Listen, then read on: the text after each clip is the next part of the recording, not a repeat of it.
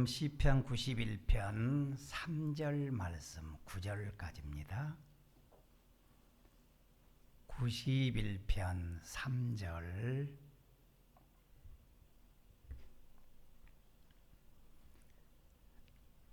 합독하겠습니다.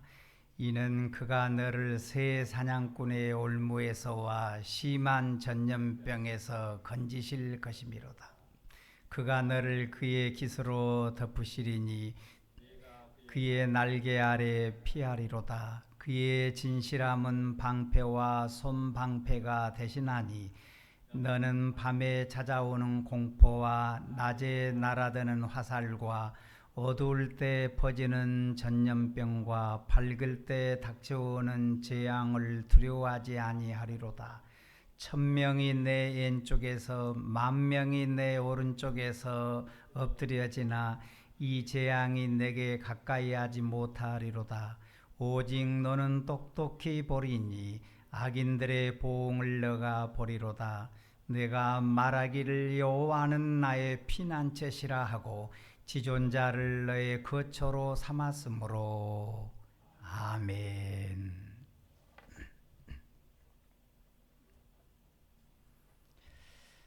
2절 말씀에서 나는 여호와를 향하여 말하기를 그는 나의 피난처시오 나의 요새시오 내가 의뢰하는 하나님이라 하리니 그랬습니다. 왜 모세가 하나님을 2절과 같은 그런 하나님이라고 소개를 했느냐? 3절에서 그 이유에 대해서 얘기를 했습니다. 이렇게 하나님은 나의 피난처시고 나의 요새이십니다. 소개하는 그 이유는 3절에서 이는 그랬습니다. 이유가 이렇다 그런 얘기죠. 이는 그가 너를 새 사냥꾼의 올무에서와 심한 전염병에서 건지실 것이미로다. 먼저는 새 사냥꾼의 올무에서 와 그랬습니다. 새 사냥꾼은 그물을 새가 갈 수 있는 길목에 딱 쳐놓고 기다리고 있는 겁니다. 새의 눈에는 그 그물이 눈에 안 보입니다. 그래서 올무가 됩니다. 날아가다가 걸리면 이제 거기서 끝나버리는 겁니다. 올무라는 것은 모르고 가다가 딱 걸리는 것입니다. 하나님을 의지하면 하나님은 전능하신 분이십니다. 그러니 그런 새 사냥꾼의 올무에서도 피할 수 있도록 하나님이 우리를 인도해 주십니다. 그래서 사도 바울은 시험 당할 때 피할 길을 주시는 하나님이라고 그랬습니다. 여러분, 전능하신 하나님을 믿습니다. 전지하신 하나님을 믿습니다. 하나님을 의지했더니 꼭 올무에 걸려서 넘어질 줄 알았는데, 끝날 줄 알았는데 하나님께서 너는 그리 가면 안 된다. 꼭 나를 인도해 주셔서 살 길로 가도록 해 주시더라 그런 얘기입니다. 그래서 이는 그가 너를 새 사냥꾼의 올무에서 와. 그 다음은 두 번째 심한 전염병에서 건지실 것이미로다. 전염병은 사람의 노력으로는 감당이 안 되는 무서운 겁니다. 그래서 전염병은 재앙이라고들 얘기하지 않습니까? 이 대목에서 72역에는 전염병이라고 하지 않았고 참소하는 것 그렇게 정리를 했습니다. 참소하는 것이 극한 전염병과 같다 그런 해석입니다. 사람을 매장시키기 위해서 없는 말, 나쁜 말로 퍼뜨리면 이건 걷잡을 수 없이 급속히 퍼져나가거든요.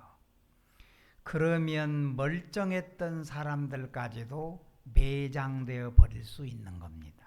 이게 무서운 거지요. 그런데 극한 전염병, 참소에서 벗어날 수 있는 것은 인간의 힘으로 되는 게 아니더라, 그런 얘기예요.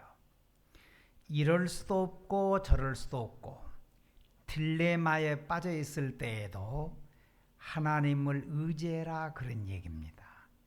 왜냐하면 그가 심한 전염병에서 건지실 것이미로다. 할렐루야. 여러분, 하나님이 건져줄 줄 믿습니다. 하나님께서 우리로 하여금 피하게 해주실 줄로 믿습니다. 하나님을 나의 주인으로 믿는 자, 그러니 복이 있는 겁니다. 그리고 4절을 보니까 그가 너를 그의 깃으로 덮으시리니 그랬습니다. 새 사냥꾼의 올무에서, 심한 전염병에서 하나님을 의지하는 자는 있어봤자 합니다. 하나님이 건져버리면 되는 거예요. 하나님께서 건지시겠다. 건지고 난 다음에 어떻게 해주시느냐. 그의 깃으로 덮으시리니 그랬습니다. 깃으로 덮으시리니. 마치 병아리를 어미닭이 품어주듯, 두 날개로 품어주듯 하나님께서 우리를 깃으로 덮어주리라, 품어주리라, 보호해주리라. 그의 깃으로 덮으시리니 그랬습니다. 그 다음은 그의 진실함은 방패와 손방패가 되시나니 그랬는데, 여러분, 하나님의 진실하심이 믿는 자에게는 영적인 무기입니다. 여러분, 하나님의 말씀이 조속으로 바뀐다면 정신이 없는 거죠. 진리가 아닙니다. 그런데 하나님의 말씀은 진실하기 때문에 진실함이 믿는 자에게는 영적으로 무기가 되는 겁니다. 여러분, 말씀 붙들고 살면 승리하는 무기가 될 줄 믿습니다. 그 하나님의 약속의 진실함을 의지할 때 무엇과 같으느냐? 방패와 손방패가 된다, 그 얘기예요. 다윗이 골리앗과 전쟁할 때 방패 든 자가 앞서 있는 겁니다. 무엇을 던지면 받아내려고 골리앗의 졸병들이 큰 방패를 들고 있는 겁니다. 이 큰 방패에 다 가로막혀 버린 겁니다. 그런데 다윗의 물맷돌이 그걸 뚫고 나갔으니 이건 하나님의 놀라운 역사였습니다. 여러분, 우리가 하나님 말씀만 진실하게 믿고 나아가면 하나님이 다 알아서 책임져 줄 줄로 믿습니다.